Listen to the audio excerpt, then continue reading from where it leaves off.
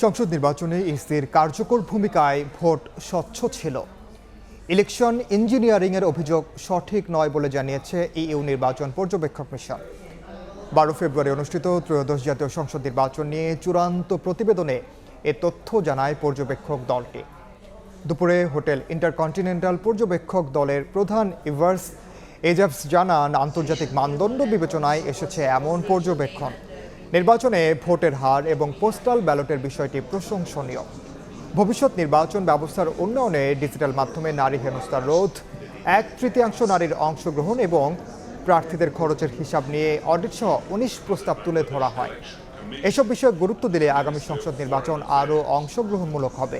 সংসদ নির্বাচন নিয়ে 14 ফেব্রুয়ারি প্রাথমিক প্রতিবেদন প্রকাশের পর এবার চূড়ান্ত প্রতিবেদন দিল EU mission.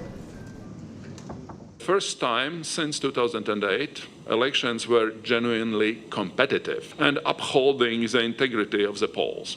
The orderly and peaceful election day, followed by a transparently conducted tabulation of results and wide acceptance of the outcome, clearly illustrated how a credible process can propel the renewal of democracy.